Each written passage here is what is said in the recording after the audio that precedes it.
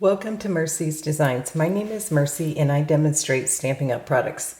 Today I'm going to bring you this cube card, and it is really cute. I love it, and it also folds up, so I'll show. So when you stand it up, it can be freestanding, although this angle isn't the best. And it has these little sentiment here and this accent. Now the stamp set I used primarily was Autumn Goodness.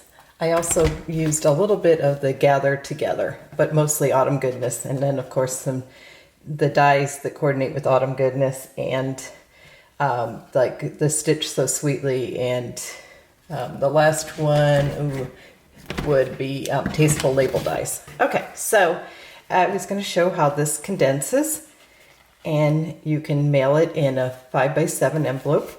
This measures 6 3/4 by 5 inches. So one of those envelopes you can get from Amazon, which is what I did to fit one in. I made one for my dad. So yeah, it's a standard, it'll fit in a standard 5x7 envelope. I just think it's really adorable.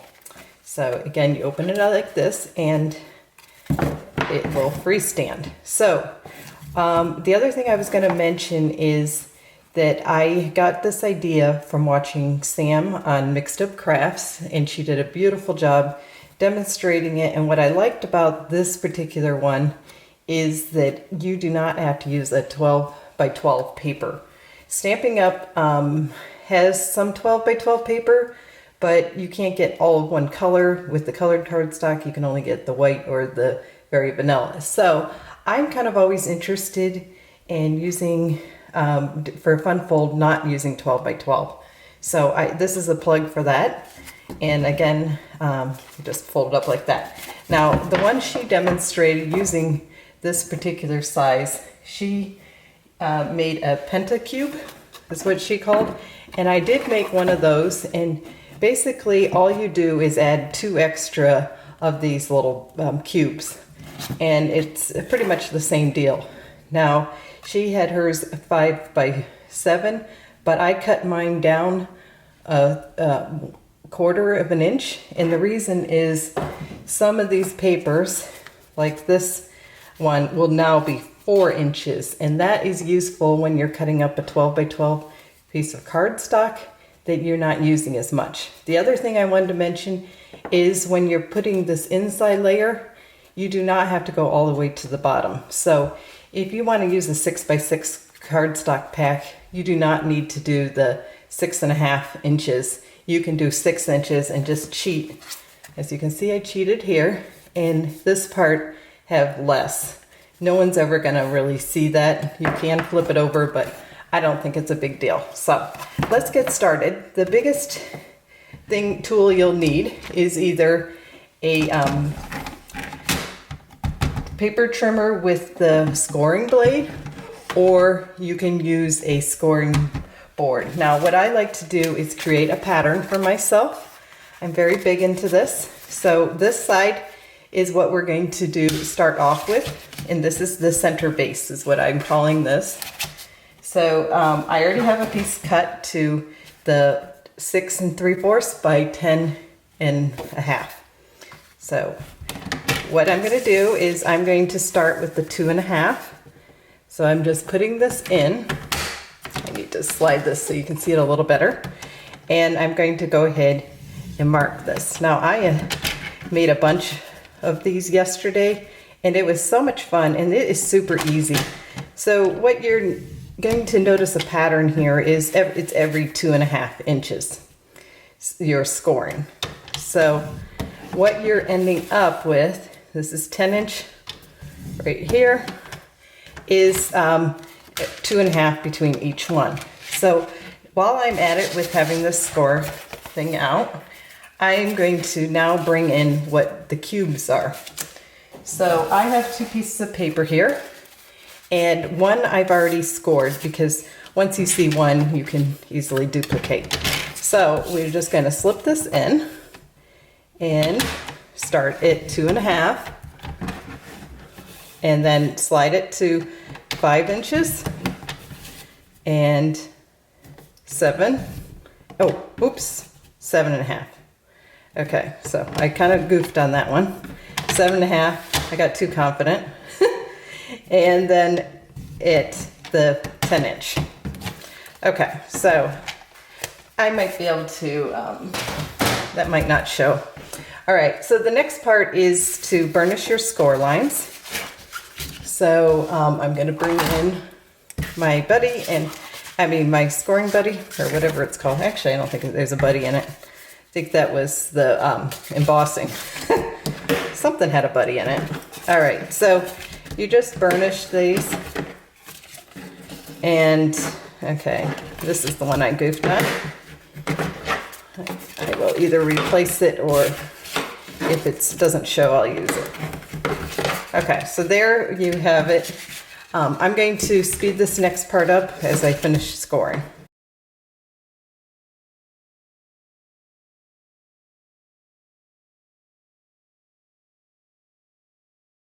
Okay, so I'm going to bring my template back in, and I'm going to show, this is how right now it's like this, right?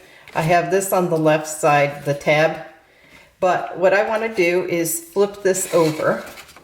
So now I'm going to be working on this side. So what you want here is to go ahead and add your inside DSP. The reason you can do that after the fact, but it's just going to make it a little easier. So I created this template, but the first time you might not want to do that. You might want to just do it after the fact in case. But the inside layers, just remember, you want it next to this tab right here. So I am using paper from the In Good Taste here. So I'm just going to go ahead and add this. And again, you can see that I've cheated and didn't do the full 6.5. What I did was the 6 inches.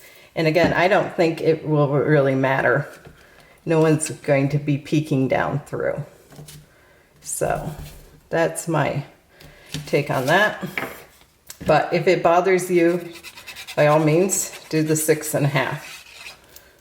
So, but if you want to save paper, or you are going to be using a DSP pack that is 6x6, this will help you with that. All right, so now I'm going to, again, flip this over, and this time my tab is going to be over here.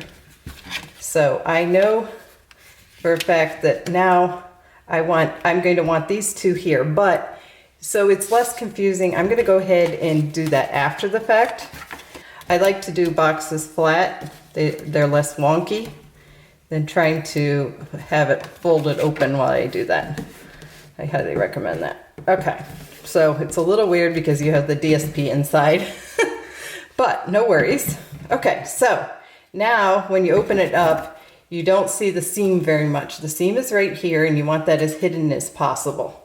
So when you peek through, you're gonna see that, okay? So now we can go ahead and add the other 2 layers of DSP. So I'm going to bring out my DSP. I will have on my description everything you will need for this. So the measurements and how many of each.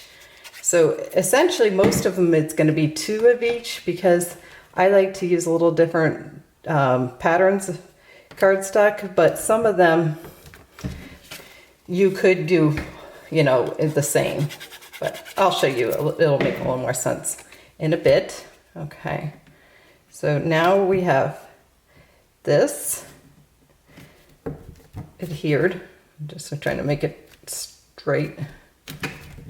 That's what I love about the liquid glue though. Okay, so now you have this tower-like, if you will, and it's like that. So now it's time to bring back in these, and I'm going to speed this part up, and so you don't have to watch everything, but again, I will be following and adding the inside layers here, so that I don't have to do that after the fact. Okay.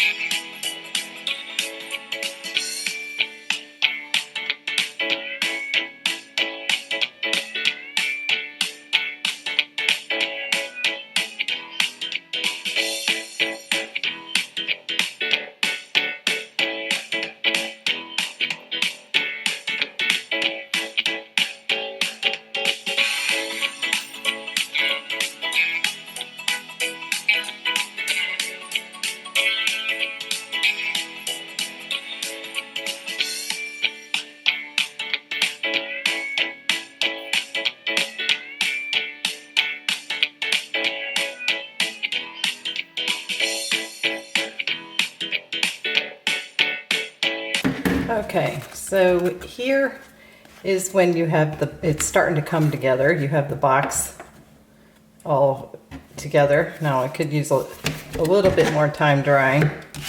So I'm gonna let it dry for a second more, and meantime show how I'm gonna decorate this cute box. So again, I've already cut out and colored and assembled these die cuts from Autumn, the Gilded Autumn, and these are called Autumn Wheelbarrow dies. And this picket fence, I cut it down, so I just want to show you how I did that. I cut it down and then I sponged it. This is with Crumb Cake. So I also sponged the wheelbarrow. It just adds more interest. Okay, so what you'll need is 2 picket fences, a wheelbarrow, the lovely little fall autumn thing here, and I have these pumpkins, and this is from Gathered Together. The other thing you'll need will be your sentiments. So this is from Stitch So Sweetly. It didn't have one that had a very small matting, so I cut it apart and matted it that way with Blackberry Bliss. So here are the sentiments that we're going to be using. One more. Okay, here we go. So I think really cute, and this really comes together. So how you create that pop-out window, which I'll bring my original back in, right here and right here, isn't exactly hard, but it's sort of tricky to apply. I'm still struggling with that. Sam made it look super easy, but it really has been a little bit of a sore problem for me. Anyhow, I used a 3/4 inch punch, and this is a retired item, but if you have one, this will work. There are other methods too at adding that, but that's what I used. So the first thing I'm going to go ahead and do is start adding. You can now see it's dry and it looks really good. It holds, and I have all these layers. Now, if you wanted to add more DSP back here, you would just continue to add. Or if you wanted to add more of these cubes, you can. You just repeat these 2 steps 2 more times. Okay, so let's get started on decorating. And that's so much fun always. So I'm going to first go ahead and add my fences, my picket fences. Get my glue started. So, by the way, this is the Gilded Autumn DSP. I don't think I mentioned that. And it's a specialty paper. It's just beautiful. And they have many different, patterns. But this one, I didn't want it too busy. I just wanted a little bit. So, another fence. Oh, it's right in front of me. Okay, so we're just going to keep building here. This has getting gunky on them. I'm going to have to do something about that. My glue is getting gunky. Okay, so for mine, and you can decorate this any way you want. That's the beautiful part about this card, Don't get too caught up on what someone else did, I would say. Just do what you want. Oh, I forgot to bring this in. This is I guess it's like corn husks. And I added the wheel in front of it and a copper bow. This is from the copper trim that was recently retired. But I still have some and I like the copper. So guess what? I'm using it. And I know it's retired, but who cares? Some of you might still have it, or you could easily replace it with another ribbon. But I would suggest something fairly narrow. Okay, so almost done with that part. Now this, I don't know, this fall display, I would call it. I did not add dimensionals up here. And I would suggest not doing that. I like using this Nuva glue because it's got a really nice tip for fine, whatever. But I don't want, oh, I forgot one more part here. I don't want this catching somehow. So I like to go ahead and secure it. It's probably not necessary, but again, why not, right? Okay, so here we have the front now. It's decorated. And we are going to then add up here our sentiments. So I'm just going to push it down like this for now and add that. So we have all good things come from above. Very pretty. So this could be like a thank you card, or it could be a thinking of you, or just, it could be even a Thanksgiving card.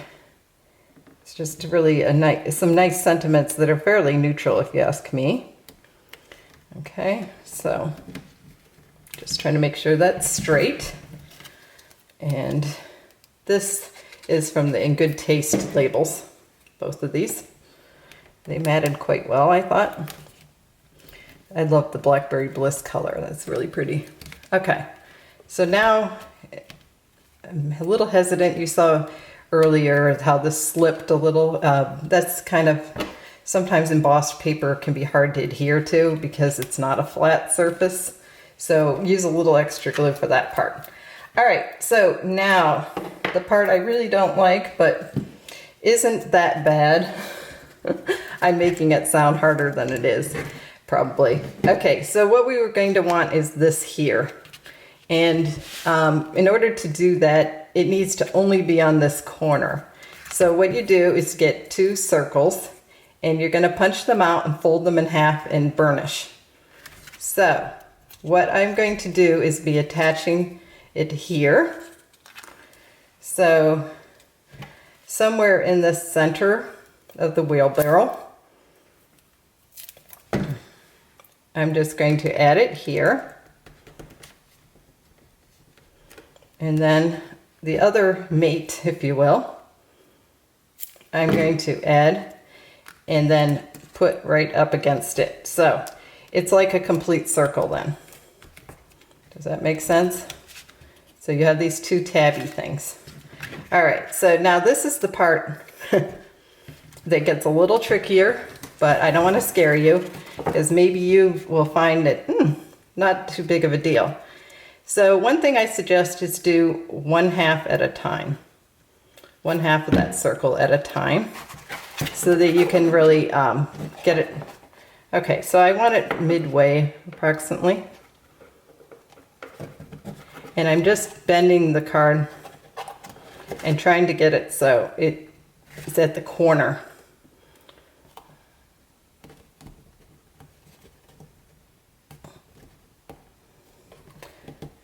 Flat. So this takes a minute to get to adhere. So now I think that probably will hold. Now I want to flip the wheelbarrow over, and it's still actually, I'm holding it, so even if it's not 100% dry at this point, it should hold. So now I'm going to go ahead and hold this one down. So that wasn't too bad. The harder one is actually down here, but it's the same concept as far as, I'm just going to let that dry and start on that. So here we have this. Now, if you're concerned about that gap, you could just add a scrap there, which I probably should have done. Actually, I still could. So I'm just going to get a little bit of cardstock here that I have and fill that in. Okay, so obviously it doesn't have to be super neat because it's just a bridge and no one will see it. It doesn't have to match in color or anything. Okay, so I think that'll make it a little bit better. I probably could have gotten away with it, but having it, you know, solid like that, I think is helpful. Okay, so this gets a little bit trickier only because you've got to estimate how straight this is going to come out. And I think that'll be fairly good, but again, it's sort of a guess. And then I'm going to bring in another one and match it up like we did earlier. So now it's like that, and we need to add it, which is the part I don't really like, but you know, we all have our parts that we don't exactly like, right? All right, so now I have to get in here and try to manipulate this with my fingers looking through. So you want to keep the box from collapsing, which isn't too hard. All right, so it's coming together. But I do definitely recommend just doing half at a time. And this is easier not doing it on camera. Okay, so now this half, can you see in here? I'm just going to add the glue into the back of this one. Maybe, I thought about maybe a glue dots would make it easier. I don't know. Okay, and now I'm just going to hold this one down. And I see I kind of put it a little low, but it's okay. There's no law. Okay, so, ta-da. So you can see how a little higher might have been better up here. But it's okay. I'm happy that I got it on. All right, so I hope you enjoyed this tutorial. If you did, please give me a thumbs up. If you haven't subscribed, please consider doing that. And I would really appreciate it. Again, I'll have further instructions in the description. You can see how this goes. So, love it. It's a great autumn card. Good for thank you, thinking of you, any of that sort of thing, or just a celebration card. So I love it. Again, I got my idea from Sam with Mixed Up Crafts, so be sure to watch her tutorial. Here's this one with this color.